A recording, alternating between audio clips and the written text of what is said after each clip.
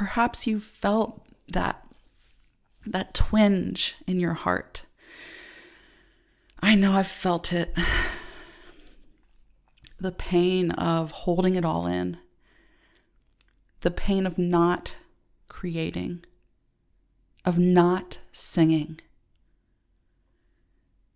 Maybe it's a desire that you've pushed aside for most of your life. And maybe you realize by now that it will always return. It will never go away until you create, until you answer the call, until you allow yourself to be the singer and the artist that you see yourself being. You will never feel whole.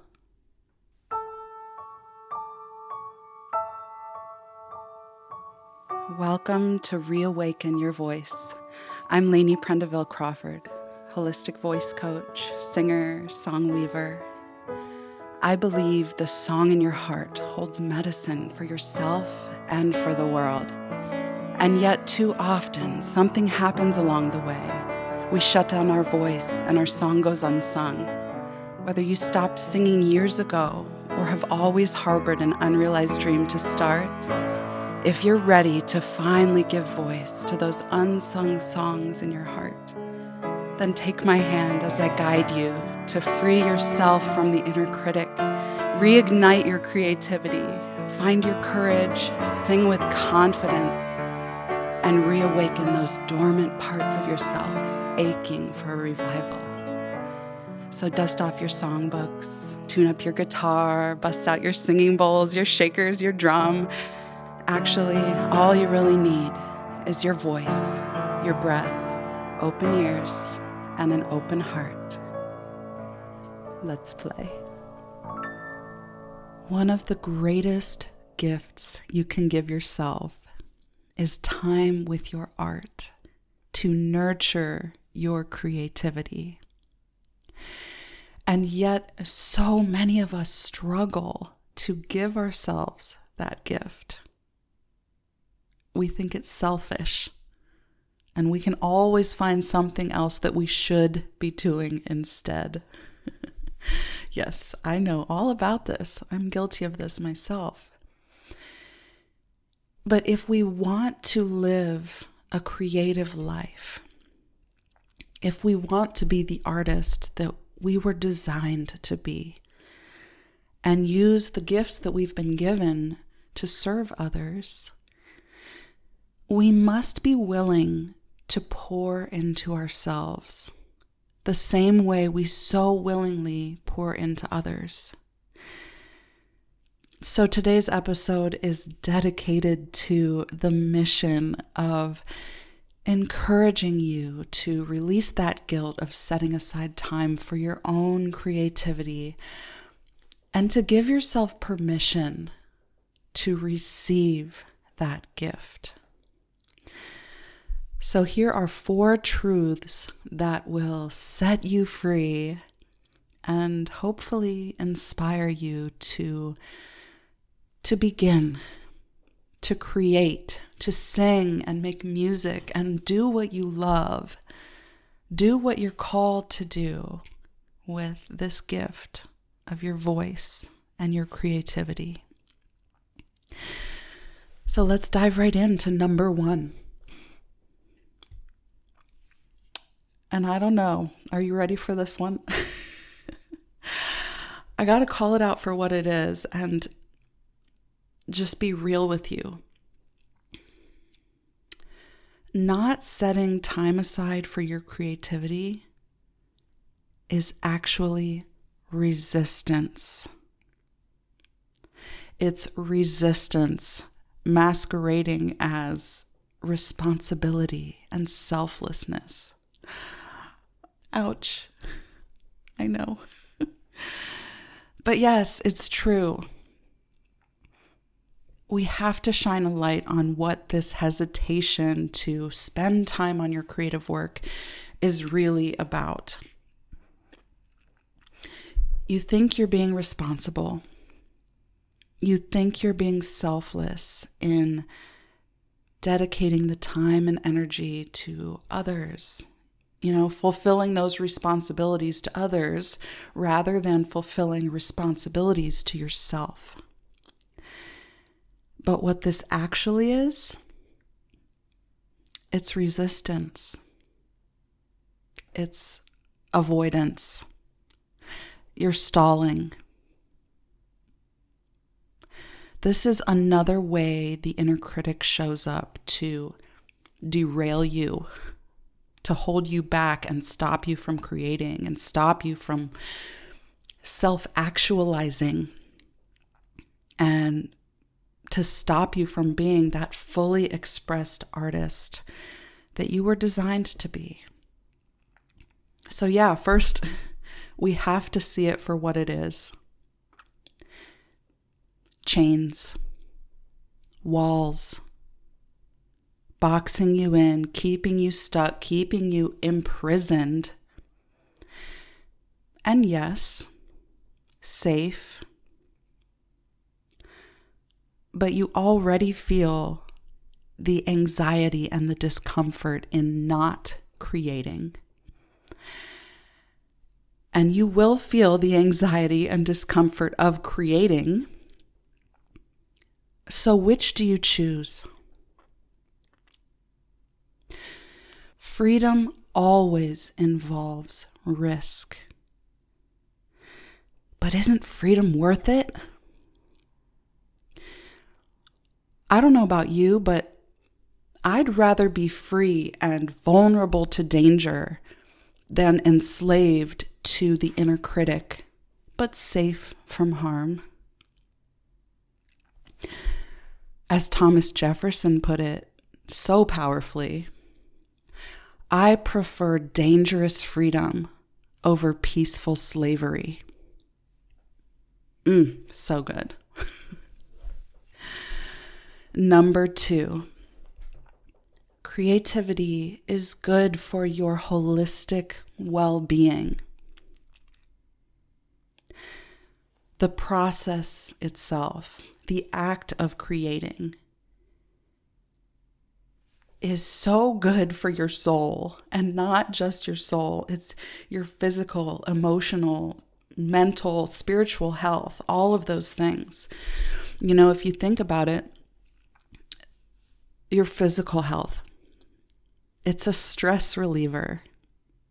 Singing is great for the respiratory system, and you're releasing endorphins and serotonin and all those feel-good hormones.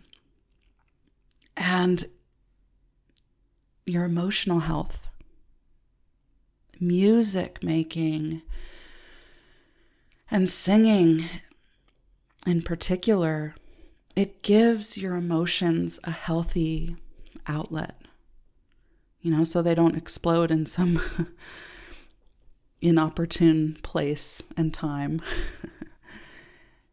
It helps you to make sense of those emotions and channel them into something beautiful. And spiritually, when you're connected to your creativity, you're connected to your heart. Mentally, you're clearing the noise, you're organizing your thoughts and examining them. So you're not just letting them run wild, you're really intentional about them. So creativity is life-giving. I'm sure you've felt this when singing. It's energizing. And that gives you the energy to do all those other things you think you should be doing instead. All those, quote, productive things like dishes and laundry, and these are all meaningful things. The cooking, the cleaning, the other work you do in life. it gives life to all of those things.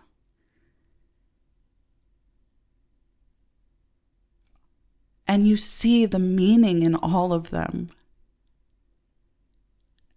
When you have that spaciousness in your mind, the creativity flows, and you see clearly how all of these little things in life that may seem like the mundane tasks we do day in and day out, you see that they all have greater meaning. Because when you're creating art, that's what you're doing. You're creating meaning. And that gives you a better perspective or clearer perspective on all of life. And all of these things are interconnected, with relationships, other areas of your life and your work.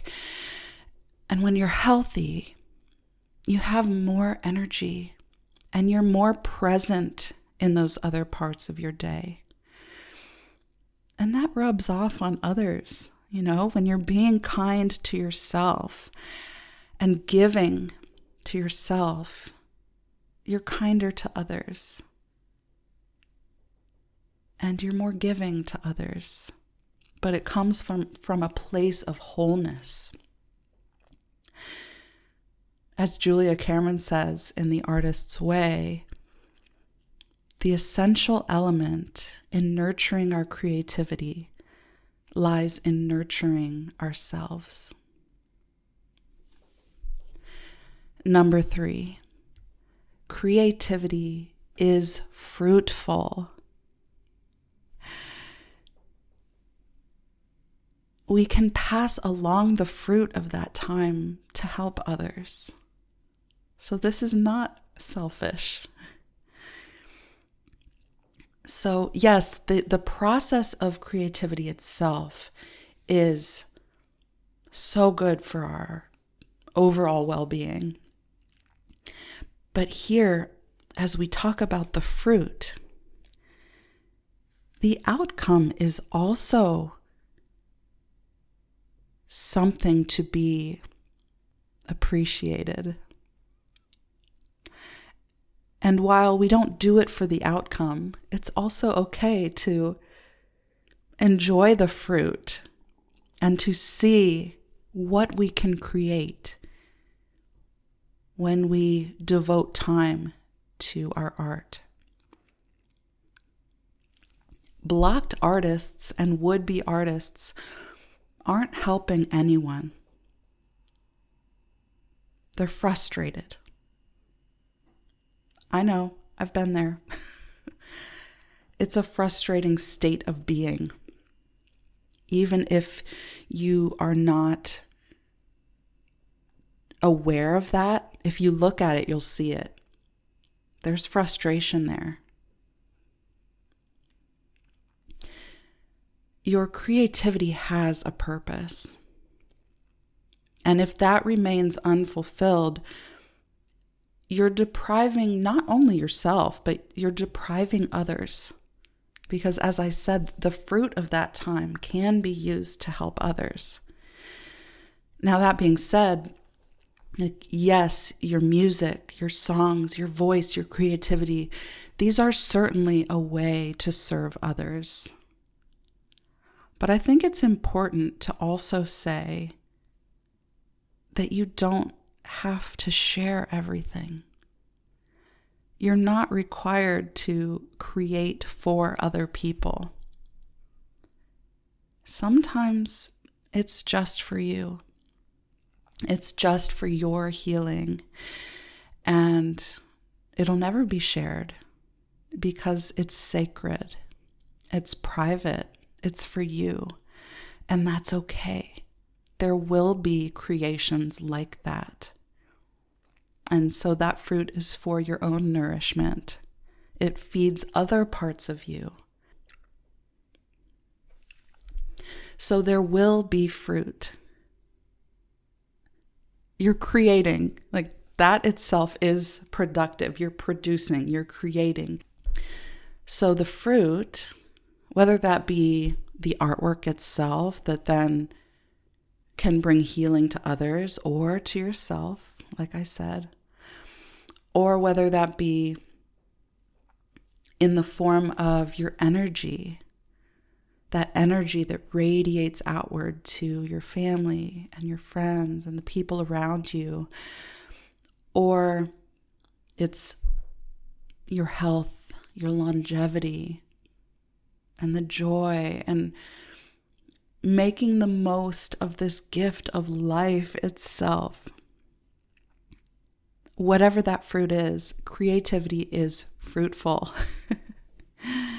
And remember, it's okay to just nourish yourself with that fruit. There will still be a ripple effect, sometimes in ways you never could have imagined. Number 4, time spent creating is time spent with God, the ultimate creator. So wherever you are on your faith journey, your spiritual health and nourishment feeds the soul. Touched on this a little bit earlier, but it gives life deeper meaning. It gives your life deeper purpose when you're connected in that way. This is real connection. This is true connection. You're nurturing your connection to God, the source of all creativity. And there is nothing more important than that. Your creativity is a gift given by God. So your use of that gift is your gift back to God. It's this beautiful cycle. But you have to first allow yourself to receive that gift, to embrace that gift, and then offer it up.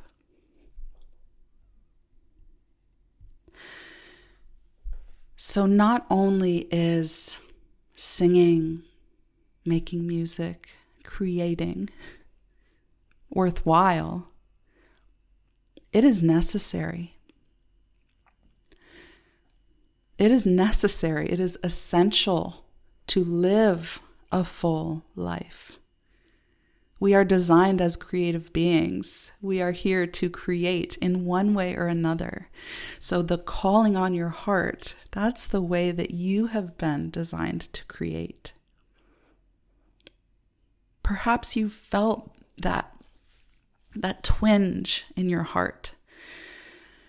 I know I've felt it. The pain of holding it all in. The pain of not creating, of not singing. Maybe it's a desire that you've pushed aside for most of your life. And maybe you realize by now that it will always return. It will never go away until you create, until you answer the call, until you allow yourself to be the singer and the artist that you see yourself being. You will never feel whole.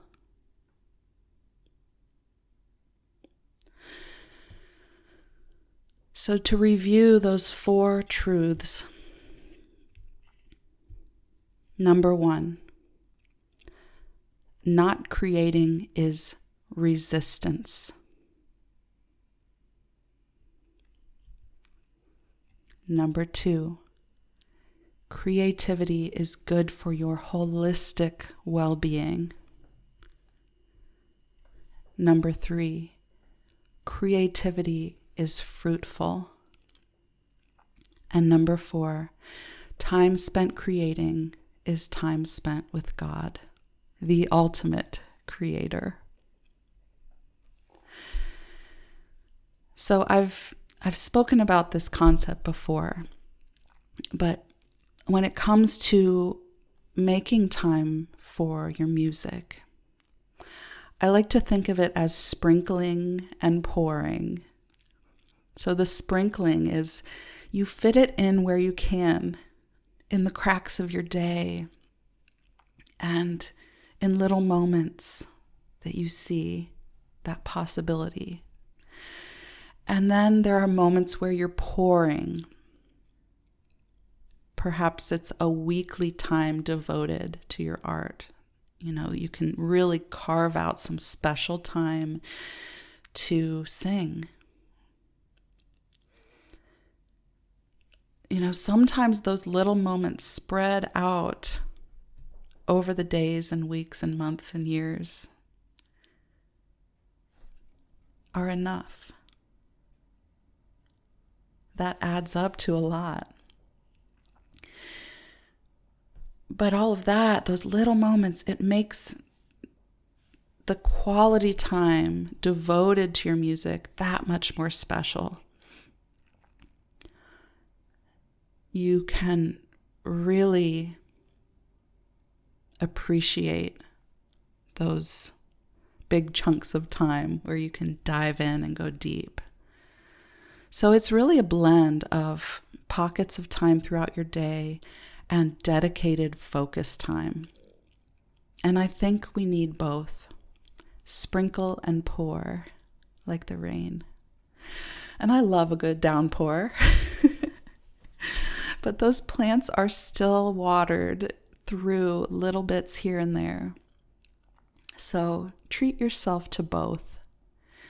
And soon you'll look around you and have this garden of creativity and fruit and the most beautiful flowers blossoming around you in the form of music. So I hope that this episode has inspired you to set aside some time during this very sacred season to nurture your creativity and spend some quality time with your art, your music, your voice, the song in your heart. And as we move into the new year, I pray that this time will be fruitful for you and will yield a renewed vision for what you'd like to do with this beautiful gift of creativity that you have right at your fingertips or right on the tip of your tongue, just waiting to be given a voice. Hey friend, thank you so much for listening. If this episode unlocked something in you or moved you in some way, I'd be so grateful if you'd leave me a review on Apple Podcasts or wherever you're streaming this, and share this episode with a friend who's been praying for a vocal breakthrough. Until we meet again, keep nurturing that song in your heart. Lots of love.